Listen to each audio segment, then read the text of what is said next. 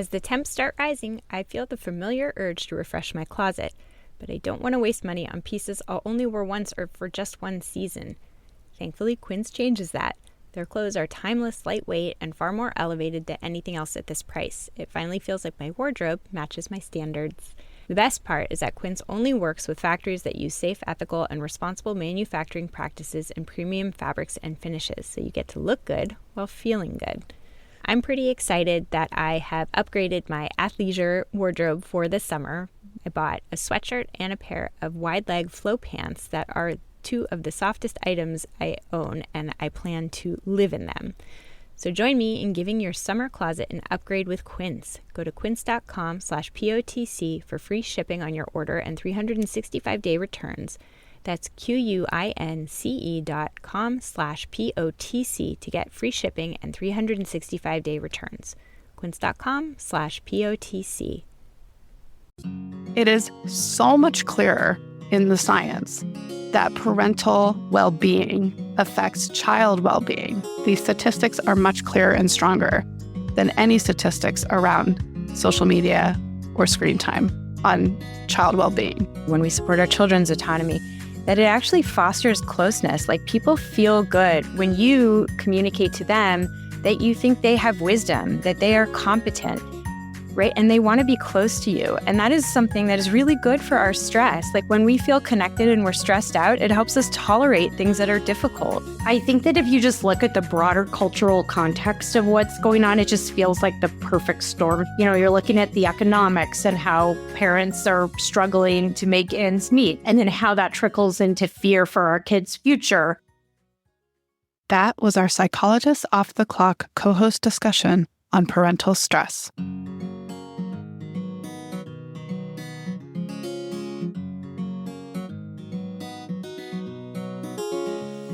We are 4 experts in psychology here to bring you cutting-edge and science-based ideas to help you flourish in your relationships, work, and health. I'm Dr. Debbie Sorensen, a clinical psychologist practicing in Mile High, Denver, Colorado, and author of Act for Burnout, Act Daily Journal, and the Act Daily Card Deck. From America's Heartland, I'm Dr. Emily Edlin, a clinical psychologist based in Chicago, Illinois, and author of Autonomy Supportive Parenting. Calling in from Vienna, Austria, I'm Michael Herold, ACT coach, confidence trainer, and author of an upcoming book on being a better conversationalist and making friends. And from coastal New England, I'm Dr. Jill Stoddard, author of Be Mighty, the Big Book of ACT Metaphors, and Imposter No More. We hope you take what you learn here to build a rich and meaningful life. Thank you for listening to Psychologists Off the Clock.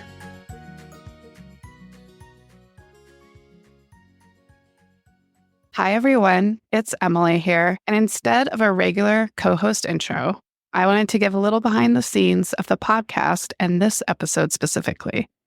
In case you haven't noticed, each of the 4 of us co-hosts is responsible for 1 episode a month.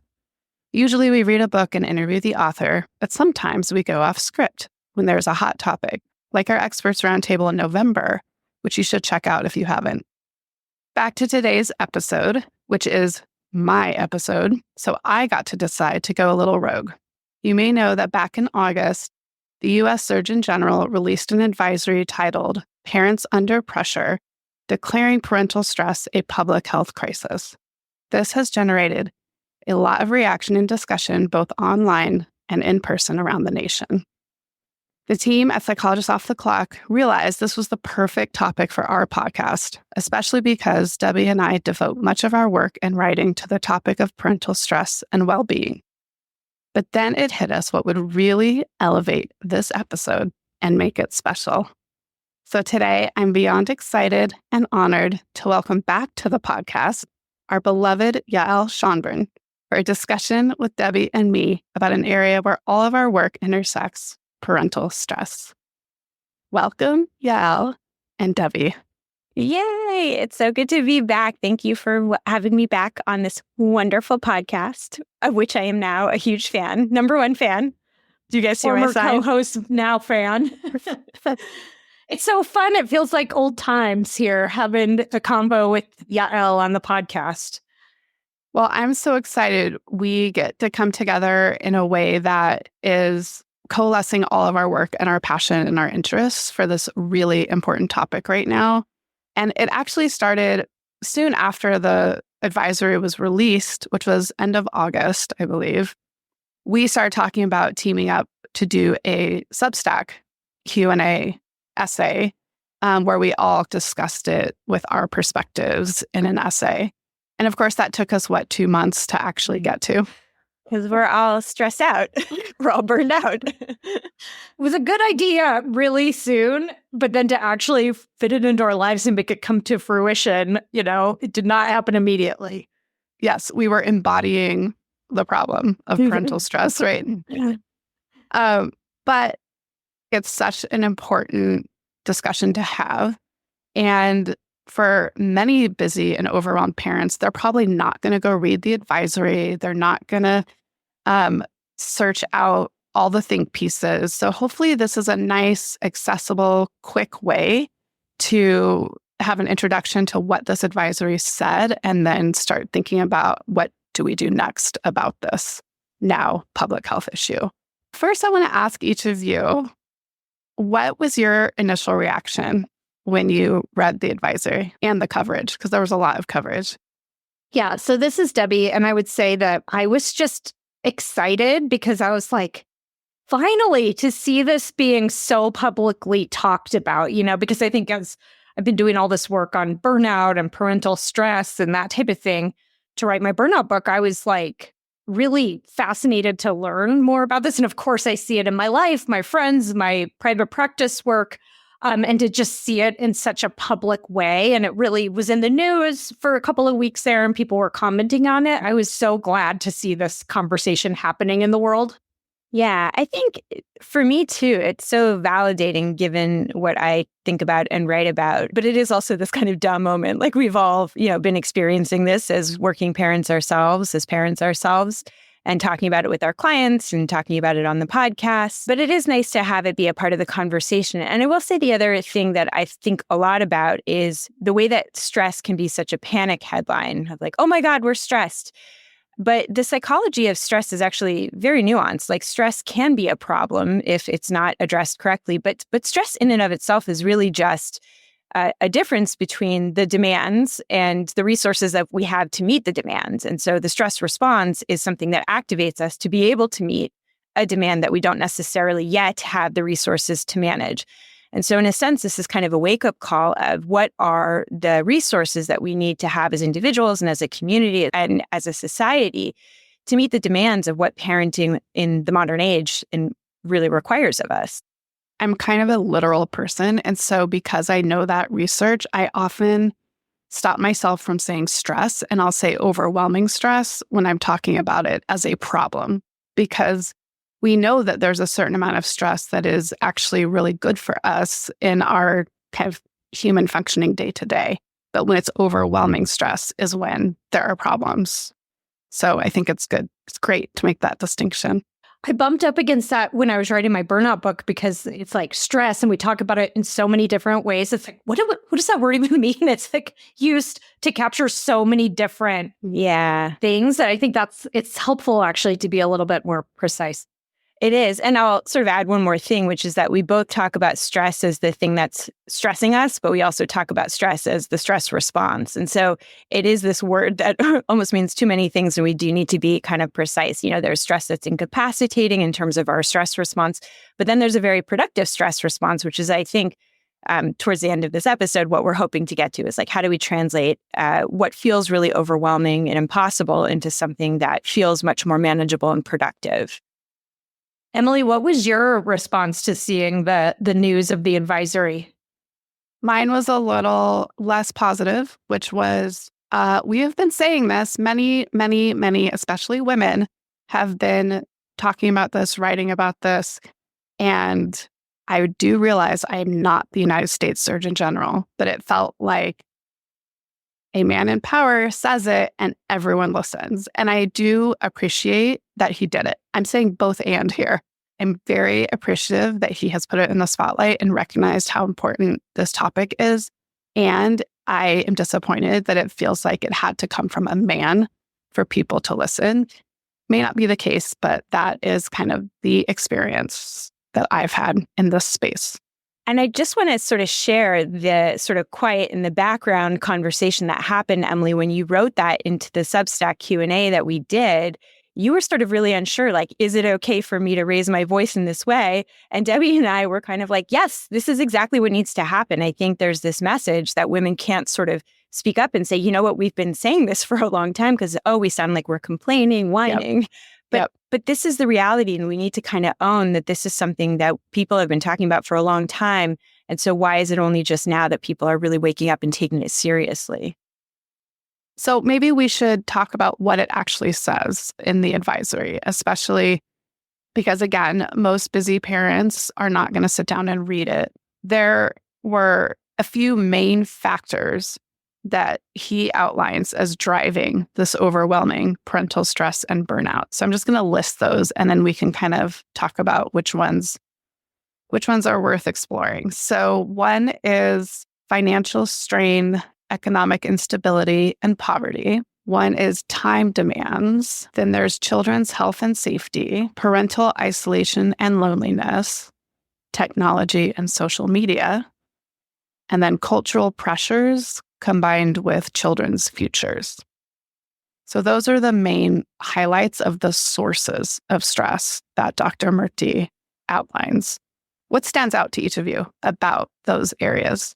One of the things that really jumps out to me from the areas, Emily, that you're highlighting and that Murthy highlights in his advisory is this issue of time demands. And what we know from the research is that time spent weekly on primary childcare has increased by 40% among mothers from 8.4 hours in 1985 to 11.8 hours in 2022, and by 154% among fathers from 2.6 hours in 1985 to 6.6 hours in 2022.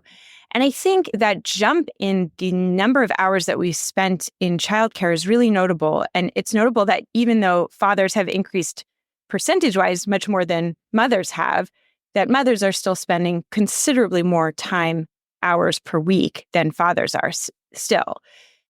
And, I think you got to ask, like, where is that time coming from? Because so many people are working, we're trying to sustain social life, we're trying to do self-care. So where is that time coming from? It's often coming at the cost of leisure, at the cost of sleep, at the cost of downtime. And that in and of itself is so bad for our well-being. So we're doing this thing that is meaningful and important. We're doing it more. And the time is coming out of the things that can rejuvenate us, can recharge us.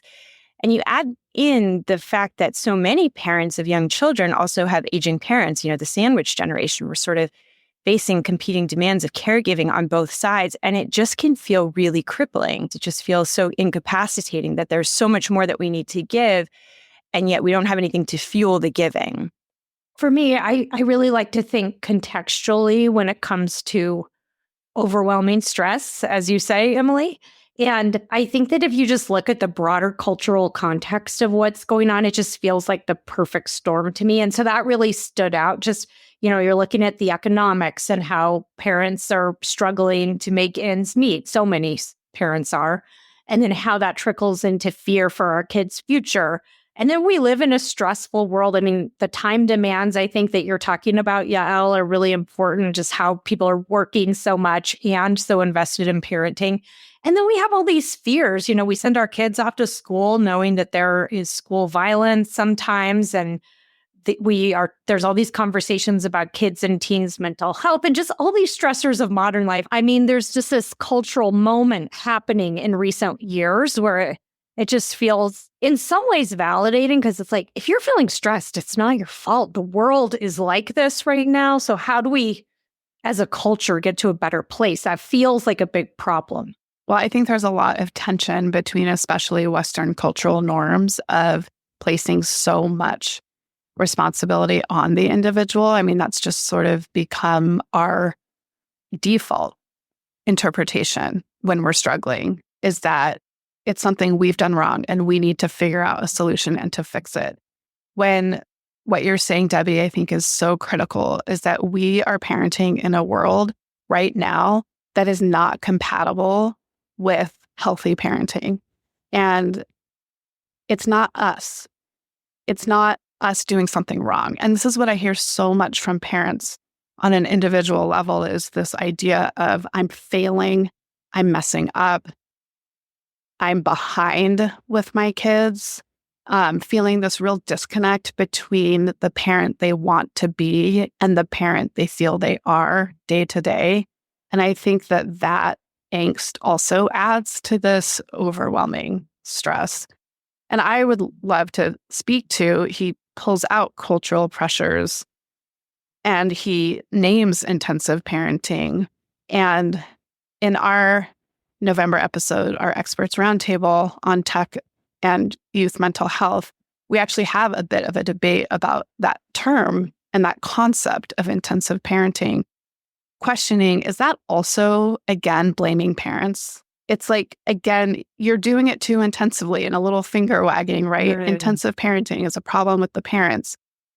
But really, when you think of it as an adaptation to our current cultural environment, which includes more scarcity, back to the economics. So there's this increased scarcity of opportunity and economic mobility that is happening in this generation.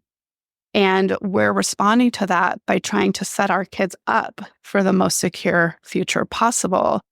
And what that ends up involving is this more pressured parenting, which is what our expert Ellen Galinsky has termed it. And she wrote a really nice piece about this on her Substack. But it's this idea of parents, and it's the title of the advisory, Parents Under Pressure, but it's more that we're pressured in our parenting. And it's not because we are bad parents and making poor choices. One thing that I've just been reflecting on recently and for some time now is just how much of the feeling of failure we have is emerging out of our consumer-driven culture, right? That there's like so many experts, there's so many people with something to sell, there's so many people on Instagram who are trying to catch our attention. And what catches our attention is the promise of something better or fear-mongering, right? That is something that we are just wired to pay attention to. And we live in this attention economy. And our economy is really based on eyeballs and, paying money for some product. And so it is just so in the ether to sell us this idea that we need something more than we already have. And so I think we're just on this treadmill that is never ending. We're never going to arrive. It's always going to be exhausting. It's never going to be enough until we sort of decide to unhook from a lot of that messaging and turn more inwards. And I think we'll talk a bit about that towards the end of the episode as well. But I just think a lot of the sense that we are getting of our not enoughness of the sort of failures that we have is so driven by the kind of consumer culture that we live in. And we can't exit it, but we can get more skillful in deciding how much we want to subscribe to it.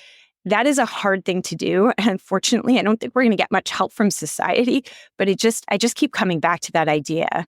Well, and I think about the social comparison, which is also a very human nature kind of response. But when you go on to these, well, today it's Instagram. In the past, maybe it was parenting magazines or books or something where, it seems like it's going to be that helpful tip that you're looking for. But a lot of times it's judgment or it's unrealistic or this idea, you're going to ruin your kids if you do X, Y, Z. So I think it's just really important what you're saying, which is that you have to be aware of that. And I think we'll talk about that more later, but that comparison. I have to add in a quick pop culture reference here, which it's not so modern because it's a Martha Stewart reference, but there's a new documentary on Netflix and I'm right in the middle of it.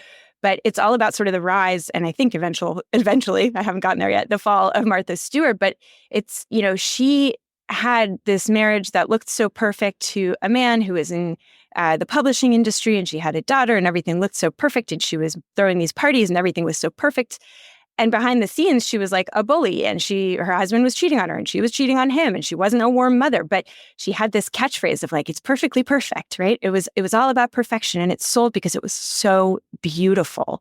Yeah. And right, it's the image. The aesthetic. Yeah. The other thread that I think we have to put here is the wellness industry and culture. And you were, Yael, talking about the consumer culture. I think it overlaps, but big time. it's part of those unrealistic expectations. And I think what everything's optimized. Yes. And what the wellness culture promotes is this false illusion that if you do things right, you won't feel stressed.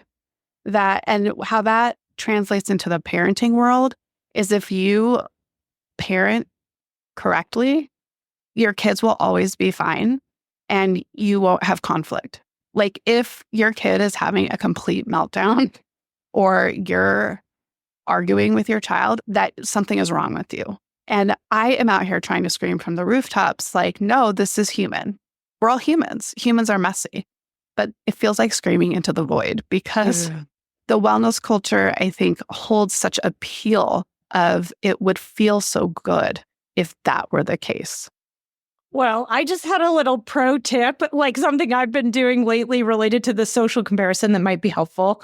Jumped in the gun here because I think we're going to get into more tips later. I picture them setting up their camera.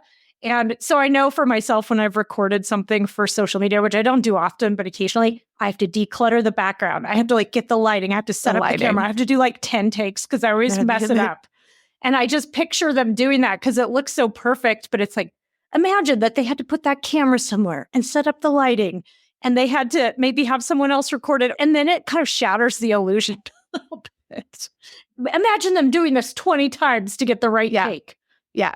I also think we have the benefit as therapists in clinical practice of really knowing how much is truly going on behind the scenes in people's lives.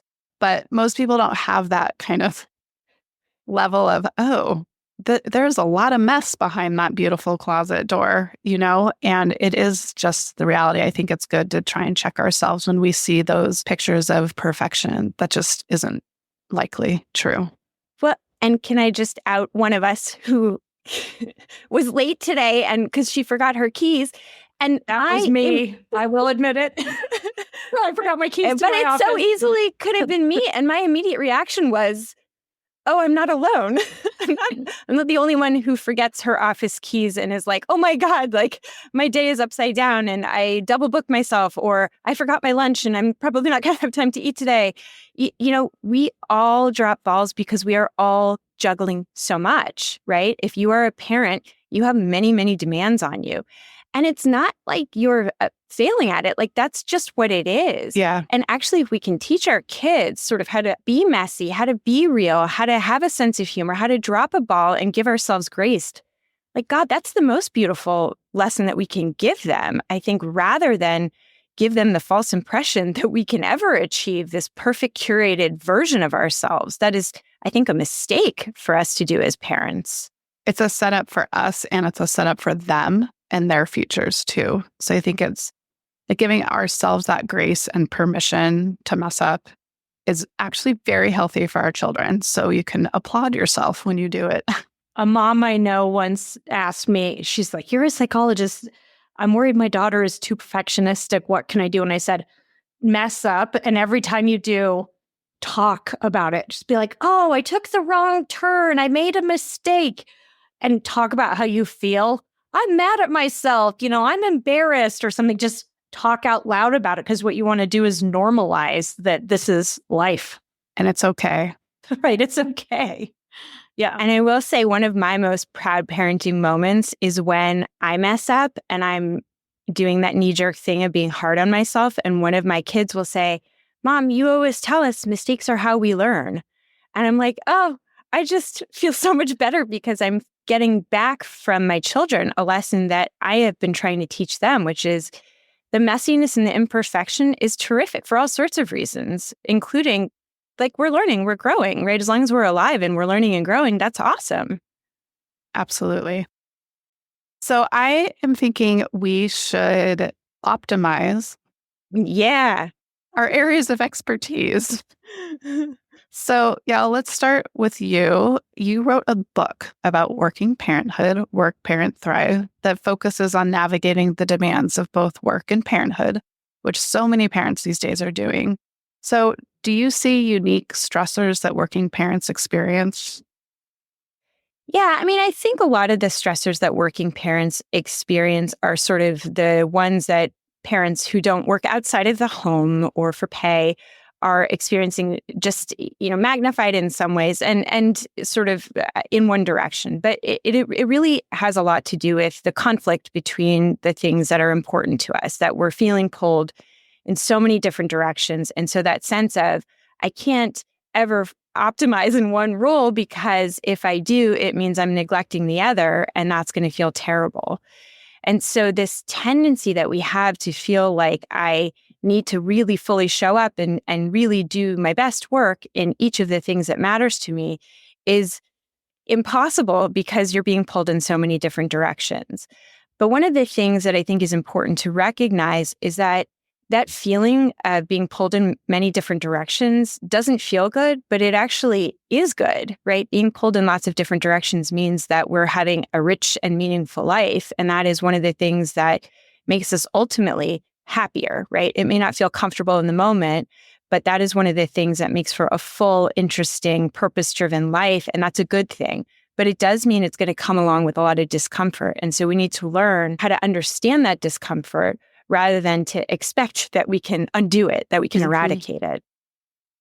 If we just do something better, we won't feel the discomfort. Yeah, that's a false bill of goods. Yeah. Well, and I'll speak here to the struggle that I've seen in my therapy practice of, and I'll say mothers specifically, because that's who I've worked with, who don't have a job outside of the home. And part of what happens is there's zero compartmentalization or boundary between labor, all the domestic labor that goes into running a household and raising kids, and respite, and like a place to relax and not think about everything. And so I think that's an interesting tension to bring up too. Totally. I mean, I think ironically, it's one of the blessings of working parenthood is that you have a reason that you absolutely need to step away from parenting, which is probably the most demanding role that any of us have. And I know just from personal experience that for me, when parenting is really hard, work is such a nice escape, just like a reason to kind of get a break and come back with a little bit of charge in my parenting battery. And if you don't have that sort of quote unquote excuse to step away from parenting, then you may never feel entitled to get a break from this thing that is so depleting. And so, Emily, I do think that you're pointing to one of the huge challenges of parenting when you don't work outside of parenting that is real, and I think needs to be a part of the conversation, and I think is a reason why parenting stress, being talked about in the Surgeon General's advisory is actually quite useful. But that doesn't mean that working parents aren't experiencing that parenting burnout. We do. It's just that there are perhaps more opportunities to sort of take breaks, but the breaks mean often that you're stepping into a different demanding role. And so learning how to harness that as a break is actually a skill that working parents can build, and something that I talk a lot about in my book. I have to say, after getting to know your work more, it really helped me in my day-to-day. It's just the mindset shift of recognizing and noticing when I was happy to walk away from my computer and hang out with my kids, rather than, it's so hard to balance these two. It was just a shift of how I thought about it and what I noticed. So, and I am definitely that person that's like, get me to the office. Right now, it's mostly a home office, but it is that relief. And noticing that, I think, is helpful in shifting focus. Yeah, creating even just the mental barrier between our roles, if we don't have that more obvious barrier, because all of our roles take place in the same place. But yes. It's this mindset shift from thinking about work-family conflict to thinking more about work-family enrichment, and we really can think about enrichment coming from role tension with any of our demanding roles. So if you don't work outside of parenting, you can think about the tension between your roles as friend and parent, or spiritual community member and parent, right? It's sort of this idea that having multiple roles does create tension, but actually we can use that tension for good. And that is an important skill that we can build over time that may not be obvious in a culture that really only talks about the conflict. Right. So we have been talking around burnout this whole time, but Debbie, you are really the burnout expert here. So let's talk about parental burnout. You have a whole book, Act for Burnout, and parental burnout makes an appearance So what contributes to parental burnout, and what do you think the consequences are? Yeah. So this could be its whole hour-long conversation in of itself. In fact, I'm going on the podcast, Life's Dirty Little Secrets. I'm not sure when they're going to release it, but to talk specifically about that. And there are cousin podcasts. We love them. And so if anybody's interested in hearing more. But, burnout always happens in this context of chronic, unremitting stress in a demanding role. And over the course of time, it just kind of wears you down, depletes you, you feel disconnected from it. And if there's any role that is a lot of work and that is sort of chronic and unremitting for usually 18 years plus or so, it's parenting. So parental burnout is when eventually you just feel exhausted, depleted, and disengaged and disconnected as a parent. And actually stay-at-home parents are at higher risk as are part-time working parents because they tend to have more parental responsibilities and some other risk factors. I mean, I think when people don't have community or partner support, they might be putting a lot of pressure on themselves to be the perfect parent, or they don't have the resources, like they maybe didn't ever really observe effective parenting practices. And so they feel overwhelmed and they don't know what to do. Or things like having a child with special needs, a child who maybe has some behavioral problems or, these other kinds of issues like economic insecurity and that type of thing. And so I think it goes hand in hand with what we're talking about today with this Surgeon General's advisory. And when you have multiple of those stressful factors, it just adds to the parental stress that we're all feeling. And over the course of time, it wears you down. Every parent who's engaged in their role as a parent has felt at least a little bit of this at some point where you're just like, I'm so exhausted. I just can't rally to parent today. But I think there are times when it gets really severe. And what happens, unfortunately, it takes a toll on the mental health of the parent, of course. It's really, really hard to keep going when you're in that stage. And then it also really does affect parenting. And so it affects the kids too, right? Like if you're a disengaged parent, you're on your phone all day, you're too tired to keep doing this, and it just feels so overwhelming. Sometimes people are just not as engaged in caring for their children. So it can get a little bit sometimes neglectful, or relying on these sort of overly punitive parenting where you see parents just lose it, maybe yell at their kids or threaten them all the time. And so it's a problem. And I think part of why conversations like this are important is, again, we can all start to go there. But if we have awareness of it, we can get more help and support and resources and hopefully prevent it from becoming that severe. I really am not trying to scare people here, but I want people to take this seriously. People talk all the time about like, oh, I'm burned out, but it's like, it's when it's severe and chronic, it's not a joke. Like there's a real serious consequence to it. And so my hope is that if people are feeling weary and depleted, they can say, okay, makes sense. And then we can help ourselves get to a better place. Ideally, we're reducing some of that pressure and stress, taking care of ourselves, that type of thing. And we haven't specifically touched on the mental health piece for parents, but clearly overwhelming stress is a risk for developing a psychiatric diagnosis or a clinical disorder where there's really impaired functioning, right, in the day-to-day. You can see depression, you can see substance abuse issues, you can see anxiety. I mean, yeah, there are a lot of correlates to this. And all of those things interfere with responsive parenting, which then affects children's mental health.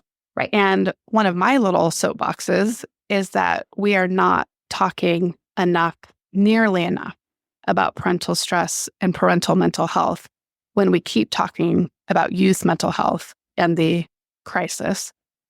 So I think I just want to make sure we touch on that as a group because it's really critical to this conversation.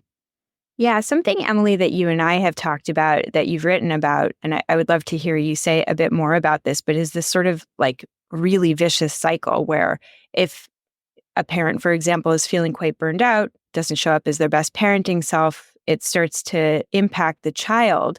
And then there's this huge focus on how the child is doing. And now the parent feels this additional guilt and shame about that. And so it gets layered on, and we really treat the parents' well-being as sort of secondary and sort of the cause of more problems as opposed to something important in and of itself. Well, it's interesting because in the advisory, both technology and social media are pulled out, as well as worries about children's health, including children's mental health. So according to the advisory, nearly 3 in 4 parents are extremely or somewhat worried that their child will struggle with anxiety or depression. And so we have that worry layered on everything else, because I think youth mental health and technology and social media are everywhere in the ether right now. But ironically, it is so much clearer in the science that parental well-being affects child well-being. These statistics are much clearer and stronger than any statistics around social media or screen time on child well-being. So it's just an interesting phenomenon that we just are so laser focused on what is not actually a clear and primary predictor of child well-being. And go back and listen to that terrific roundtable on this topic, because your point on this is so important, Emily. And I am glad we're doing this episode on parental stress and well-being, because we need so much more attention and resources focused on parents, which hopefully is what this advisory will eventually accomplish. So speaking of, these are big, big things that are not changing overnight. And so much of this change really does need to come from collective efforts targeting systems and policies and structures. But let's shift to talk more about what we can do for ourselves as parents, or people who are listening who maybe have a loved one in their lives who's a stressed out parent, and can share with them. But what can we do on an individual level? Can I say something that is about this collective action piece, which is to remember that we're all a part of the collective. So we can, from a grassroots level, start a revolution. Like, let's decide with our friends, with our podcast friends, with our friends in our parenting communities, with our friends in our spiritual communities, to go against the grain of a lot of the messaging that we receive. Like, we can make that decision. It's not easy. We should have more support, and hopefully it will come at some point from the structures above us. But we're a part of this collective. And so even though, a lot of what we'll probably talk about right now are the things that we can do day to day, and that makes it sound like, oh, now it's our responsibility to fix society.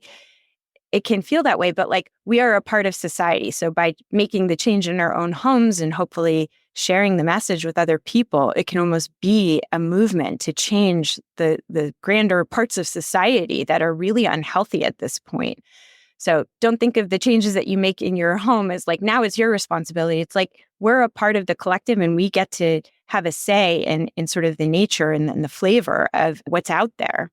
And if we are going against the norms in our own families and homes, that is part of changing the culture.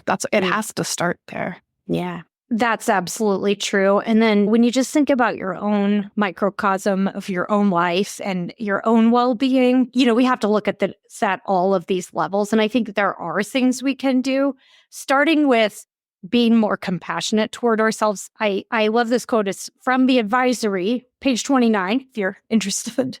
And it says, it's impossible to get parenting right all the time. So being compassionate and forgiving with oneself is essential. We were talking earlier about how we always feel like we're messing this thing up as parents. And it's like, if we can move to that place of being more compassionate toward ourselves, if we can start to have the indicators, my stress is starting to get too high, whatever that might be for you. Your body is tense all the time, or you're not sleeping, or you're running around like a maniac all the time. Noticing that that's happening, getting support. It could be practical support, like I need more childcare. I need someone to take my kids for the afternoon. Need to call in the co-parents, the family members, etc.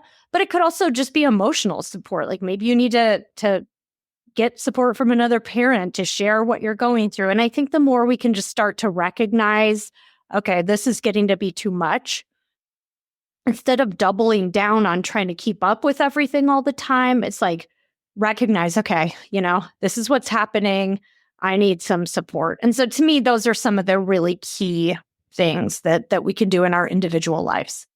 I can chime in here. One of the most powerful changes that I think is a change in our individual microcosms that I think can really have an impact on people in your community if you sort of speak up about it is subtract. Like that one word, subtract, is a very powerful word. And this is one of my favorite pieces of advice because the science behind this tip is really surprising and actually quite actionable. And I recorded an episode with Lighty Klotz, that's episode 211, about the science on this. And I'll give a short description of what it is. But I'll also, maybe we can include in the show notes, a link to an article that Lighty and I wrote specifically about subtracting in the parenting sphere. Because I think it's like this really important thing that we don't do enough of. Because, some of that stress overwhelm is really about the too muchness. It's like too much pressure, too many things on our schedule, too many worries about like what's going on in terms of our child's future or their mental health. It's just too much stuff all the time. And the thing that Lighty and his colleagues' research shows is that our brains are much more wired when we encounter a problem in life, whether it's a design problem or an emotional problem.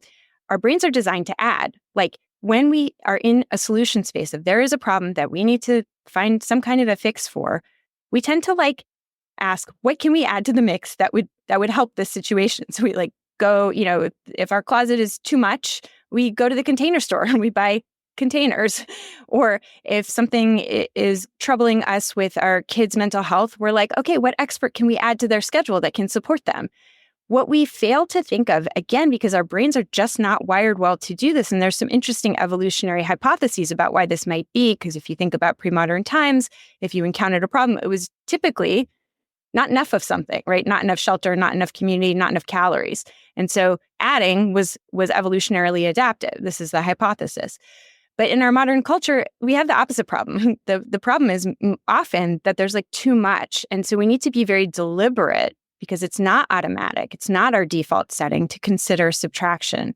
In fact, we typically overlook subtractive options as one possible way to resolve something that is troubling us.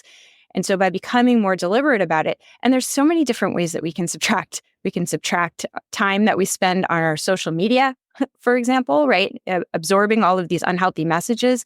We can subtract activities from our calendar. We can decide not to worry about messaging that is going around our community, about fear-mongering.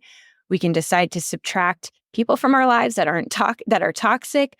We can decide to subtract just, doing and just have a little bit more time being, right, with our kids or with ourselves.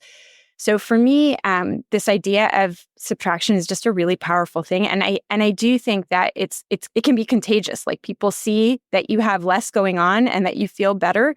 And it can become a conversation of like, this is something that I heard about that, is not very easy for me to do, but is actually really making life a lot better, a lot less overwhelming. One way that I feel like my family is completely deviant is that I love it. We renegades do not say yes every time our kids want us to drive them somewhere. And that sounds crazy, but do you know how much that adds up with 3 kids? And it's almost like perfect. I don't, but I can tell you it too. Yeah. This expectation that we will just do whatever they ask us. And at first it was uncomfortable because I felt like, well, of course I want them to have rich social lives and I don't want to get in the way of their social lives. But then when I realized they have fine social lives, like this is not going to make or break it. And actually, it's really important that their father and I have time to sit on the couch and watch TV and do nothing. That's actually we value that time in our household. And it makes us better parents, right? And so we're the parents that are like, find your way home. If you're going to go out, you need to find your way home. And if you don't have a ride home, we have one child who is such a social butterfly. She always has plans. And we finally had to say, you can't say yes to these plans until you know how you're getting home, because often it's after school and she needs a ride right when we're making dinner. And so I think that it's a small example, but it adds up to that muchness, right? Of just too much. And so I'm here to say no to kids. Yeah. Make saying no a part of your daily vernacular. And for me, one of the things that we do as a family that feels fairly deviant is I don't host birthday parties. I find them really stressful. I hate party favors. I think they're just landfill. It feels environmentally yucky.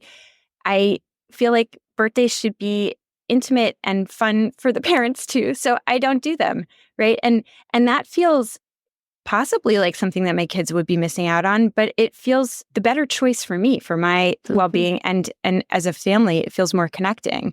So, you have to find the subtractive choices that work for you, that are value aligned, that work within your family. But it's such a useful exercise to like really get curious of what are the things I'm spending a lot of time and energy and stress on that don't really work well for me, and could I consider removing them even if it's socially deviant? Well, I think what happens is we forget that we have a choice. Yeah. Like we forget that there's actually a choice here, and we don't have to go along with all of this, like birthday parties. The one thing we finally gave up on was writing thank you notes, because it just was such a struggle and not worth it. I'm like, just send a text. Yeah, or like give an authentic thank you next time you see the person. Like if the value is demonstrating gratitude, there's more than one way to do it. Right. You don't have to do it the way that everybody else does it. If you value it, you can choose a different way, or you can decide that something that other people value is not something you value. I always feel guilty about no thank you notes, but there are a lot of times I don't get one, and I'm always glad. I'm like, oh, good. I'm not the only one who can't pull those off. I think, too, in general, one thing that happens is that as parents, and I think this may be especially the case for women, is that we often just put our own well-being and self-care pretty low on the priority list. It's like, well, I can't exercise today because I have to do this for this person and that for that person. And I think there's a little bit of this, giving ourselves permission to put ourselves somewhere in the mix. We don't have to make constant self-care our number one priority, where we have to, spend 8 hours a day doing whatever we feel like. But I think that to have it somewhere in the mix is even a little bit of a shift. It's almost like we feel like we can't do that, or we're not worthy of it, or we have to do all these other things instead. And I think just maybe taking a look at, like, do I need to give myself a little bit permission to do things that are going to help me feel like parenting is more sustainable, to help me take care of myself mentally and physically? I think that for some people, that's a pretty big shift. Just even having yourself on the priority list somewhere. I'm so glad you explicitly stated that. I think it's so important. And again, I am taking care of myself to better care for my children. Yeah. It's not an either or. Totally. I recently interviewed Chris Germer for my Substack newsletter, and it'll come out, I think, in December. But he has a new book about mindful self-compassion for burnout, so really lined up with Debbie, your work. And he gave this one piece of advice that I think fits in really well with what both of you are talking about, which is, in a moment of burnout, one thing that we can do is ask ourselves a super simple question: what do I need right now? Right? And I think we forget to ask that. Like, what in this moment would be helpful? It's such a simple question. And sometimes it's really hard to find the answer. But even the pausing and asking is such a productive thing. Not productive as in like getting used, but like productive as in like connecting with yourself, being with yourself, thinking, showing yourself in this very tangible way that like you're worth pausing and paying attention to. I love that. And I have gotten so much better at that as I've gotten older and wiser. And it is actually something I work with clients on in my therapy practice, is even that self-attunement, which takes practice of checking in and wondering, what do I need? And I think at the beginning, if people aren't used to doing that, they don't know. And that's a sign that you need to practice more to know. And I feel like I've gotten a really good sense of, this is when my brain needs a rest, in the middle of the day, or this is the kind of podcast I need to listen to, or this is a good time for my body to go for a walk. It's those little things that have helped me tremendously, and I've seen help people in my practice as well. So I think it's having that self-attunement along with the self-compassion and check-ins. I wanted to circle back to what we were talking about before. We are all individuals as part of the collective effort and change. And I take that very seriously in my work with parents and through my writing and through some stuff that I'm doing. And I recently ran my first group, small group. It's called the Parent Smarter, Not Harder course. And one thing you can do to change is examine your beliefs about what is a good parent and separate out, like, what are the cultural messages around that? And like we were saying, some of the cultural messages are self-sacrifice, especially for mothers. But is that really being a good parent? And I hear a lot from mothers, especially, that being a good parent means being calm. And in our group, we had a really great discussion about even questioning that premise. Why is that being a good parent? Like, of course, it feels better to not lose your beep, but there are other ways that you don't need to be a calm parent. You're a great parent. You can be fun. You can be responsive. You can be available. There's all these great ways to engage with your kids. And personally, I think parenting is the worst setup for being calm. I mean, some people may be really great at it because it's so natural, but it's like a lot of chaos, right? And so I think that in itself is a setup of thinking, well, I'm a bad parent because I'm not calm enough. And it is just something I hear over and over, which may have to do with the gentle parenting movement. But I think that examination is really important around how we define good parent, how much cultural messaging and our own upbringing or family culture plays into that definition. And then questioning it and coming up with our own personal definition that fits our values. And then the other thing I just want to say, it's really critical to curate your social media. There are so many influencers with huge followings saying things that immediately lead to self-doubt, guilt, feelings of failure. And much of what they're saying is not based in truth or reality or science. So I think there are ways you can work on your internal belief system and mindset along with what you're being exposed to an extent, to kind of shift your own culture that you're absorbing around what it means to be a good parent. I love so much of what you're saying, Emily. And I think it really also comes back to this point that you made earlier, which is there's more choice than we realize in the messages that are coming in. Like, we don't have to take as truth everything that anybody else says or that we were brought up with or that all of our neighbors are doing as truth, or even if it has some element of truth, as something that we now, absorb as like something that's important to us. And so do I want to choose to subscribe to that message, to subscribe to that influencer? Or do I want to choose a different path? Because there are other messages, there are other ideas out there. And some of them might come from you. They might not even come from somebody else. And can I trust in that? Can I trust in my own expertise and what I know works for me? And really being curious about, what do I want? What works well for me? What works well for my family? And that has been a huge downside of this proliferation of parenting experts, is it really has undermined instincts and tuning into what we feel is best for our child and family. Another expert from our roundtable that we keep talking about is Tracy Dennis Tawari. She had a great newsletter recently about this. Yes, and she calls it big parenting, which I love. And it's the idea of there's this whole parenting industry that profits off and benefits from you not trusting your parenting instincts. And then we sort of have this debate about, are we part of the problem? Because we're out there saying these things, but I think we're trying to be the different type of voice to counteract what's become this normative kind of shame and blame and guilt. Yeah. Well, I think it's all in how you do it. I mean, we're also, all three of us, therapists, right? So we do directly profit off of people coming to us for advice.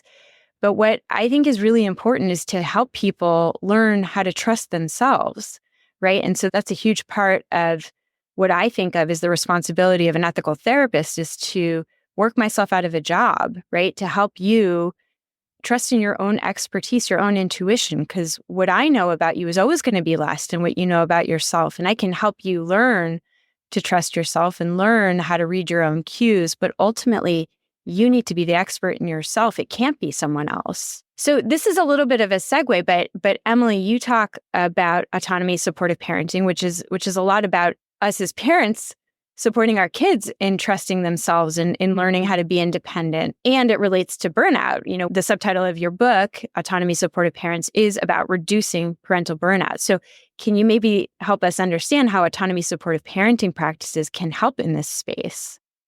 Well, the most tangible way is that a huge part of autonomy supportive parenting is expecting and supporting independent behaviors in our children. And how that translates to less stress for us is we end up doing less. That's all there is to it. We do less when our children are doing more for themselves that they can do, and they're growing. It's good for their own development. It's a win-win. Now, I do realize that there's the bumpy beginning where you're teaching how to do a new skill. I remember, so all my kids do their own laundry now. My youngest, this is his first year doing his own laundry. And I remember when my oldest first started doing her laundry, she was so proud. One day she came home, or she told us, I washed my mask. That was back in the COVID days when we were wearing masks. And she's like, I threw it in the wash. I'm like, wait, just one mask? She did a whole load for one cloth mask. Oh, yeah. So there will be mistakes. But I was so proud of her that she had the initiative and did it completely on her own.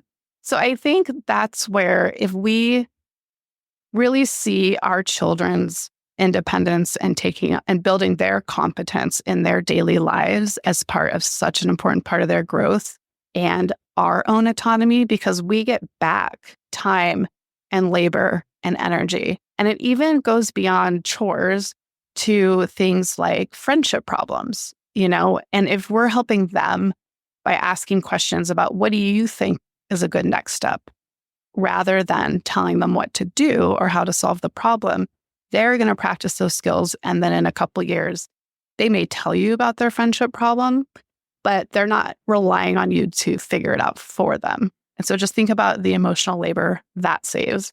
So that's my pitch for autonomy supportive parenting as a way to reduce parental burnout. Can I just say one other part of your book that I really love, which is that when we support other people's autonomy, and I operate more these days in the couples space, but so when we support our partner's autonomy, when we support our children's autonomy, that it actually fosters closeness. Like, people feel good when you communicate to them that you think they have wisdom, that they have know-how, that they are competent, right? And they want to be close to you. And that is something that is really good for our stress. Like, when we feel connected and we're stressed out, it helps us tolerate things that are difficult. It just feels good to be close to our kids. It feels good for them to be close to us. So it's not just that you're supporting their autonomy so that, they'll go off and do their own thing, although that is very nice and good for our stress levels. It's also that so that we can feel connected to them, which is good for everyone's stress levels as well. It's both and, which is kind of amazing that you get that double benefit. People like autonomy. That one of the protective factors against workplace burnout in a job setting is a feeling of autonomy with your work. If you feel like you're being micromanaged constantly, that is not typically very satisfying. That's a big way I get parents kind of on board, is I think we've all had jobs where we've been micromanaged and know how bad it feels. And so it's kind of thinking back to those times of feeling low autonomy and realizing that's how your children feel a lot. Yeah. And I'm just thinking about like the nightly homework that we have these days, which is kind of newer for our family. They're kind of at this age now. And when I'm on their case about it, they kind of resist me. But if I just support them and sometimes need to kind of get involved a little bit, but if they have autonomy for it, they take it upon themselves and it's great. It saves that struggle, but also they feel more invested in it. It really is a win-win all the way around. And the other like paradoxical thing is that when you support other people's autonomy, you ultimately have more influence anyway. Like when we try to micromanage, people get really resistant, right? There's a term in psychology called psychological reactance. We do not like other people undermining our agency. Whereas when we support other people's autonomy, they're much more receptive to us having influence. And certainly as parents, we want that. Certainly as partners, we want that too. And so there's just like all these benefits that I think are so important in the space of thinking about parental burnout. The rebellion response, I've heard it described that way too, or if someone tells you what to do, you immediately rebel even if it's something you probably shouldn't do. That's exactly what my daughter tells me explicitly is, as soon as you tell me to do it, I don't want to do it anymore. Well, you know, all listeners are like, well, if I don't tell them to do it and they don't do it, then what? Check out Emily's book. There's lots of good stuff in there. All the answers. It does. It has so many good answers. Well, thanks for the plug. So, I mean, I feel like we covered a lot of territory in this hour together. And knowing that busy, overwhelmed parents don't have much more time than an hour to listen, we will wrap up. It's okay. Everybody was listening to it on 1.5 speed. We know. Yeah, totally. While they're driving their kids around. Yep. Of course. Any last words before we wrap up? I want to just say, I think we talked about the individual level and we all shared the same Substack Q&A. We have some thoughts about some of those cultural changes. And I go into that in length in my burnout book. And I think I just want to acknowledge, we've been saying this all along, but we need to think about that level too. Systems and cultural narratives and cultural factors. And so, you know, we got to get out there and do what we can to move the needle on some of this. And I do think, you know, maybe conversations like this and the new advisory from the Surgeon General are like a tiny movement on the needle. And so I do feel hopeful that maybe we can get to a better place, but it's also, you know, it's not an easy thing to change. And so, I don't know, a little tiny bit of hope. And we're all in it together. And I will say, I was going to say too, that Debbie, your book is such a nice combination of helping to guide people in what they can do for themselves if they're feeling burned out, but also this really profound recognition that it is not our fault that we're in this position, right? There are so many pieces of society that are really broken and that need a lot of fixing. And we cannot, as individuals, be responsible for that fixing. But there are ways that we can operate. And this is, you know, what we try to help people do using psychology and social science in our day-to-day to really tolerate and really thrive in a really imperfect system that, Emily, you put it so well earlier, that is like really incompatible for healthy parenting in this day and age. But that doesn't mean that it's hopeless. There are things we can do. There's movement to be had. And I will say, just as like one final tip, find your community. I mean, you guys are my community. We talk about professional things, but we also lean on each other for parenting dilemmas. And I think that is one of the things that is really problematic in our modern parenting world, is that we're all kind of imagining that we're supposed to be doing it on our own. And that is simply not how humans are wired to parent. Rearing offspring is incredibly demanding, and we are meant, right? This is how we've evolved. We are meant to do it in community. So find your people, you know, the people that you trust, you know, whether it's, you know, listening to a podcast, but hopefully also in everyday life that you can call on, that you can vent to, that you can ask, you know, to help you out in a tricky moment. It doesn't have to be your related family. You can create your family and get creative about it, because it's so important to have people that you are connected to going through this difficult and wonderful, you know, journey of parenting. That is the perfect place to end. Thank you for your wise words, Yael. We've missed them on the podcast. Thank you for having me back. This is so fun. Thanks for joining me and making this like such an easy episode for me. Reduced your parental stress, I hope. You did. Thank you so much to both of you for your time and expertise. And it's always wonderful to spend time together. Thanks, Emily. Thank you.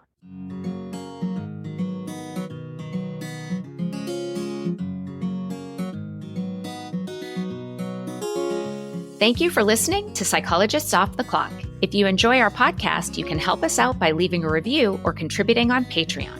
You can get more psychology tips by subscribing to our newsletter and connecting with us on social media. We'd like to thank our podcast production manager, Jadine Stout-Williams.